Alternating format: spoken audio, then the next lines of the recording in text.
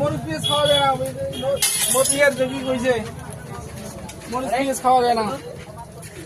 আর মমতা তো আলু বন করে দিয়েছে।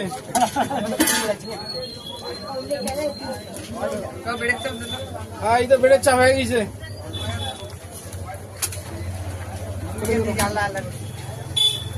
এই ডিম মার্ডার, একদম মার্ডার ভিড়ি, ডিমের সাথে মার্ডার ভিড়ি, মার্ডার ভিড়ি।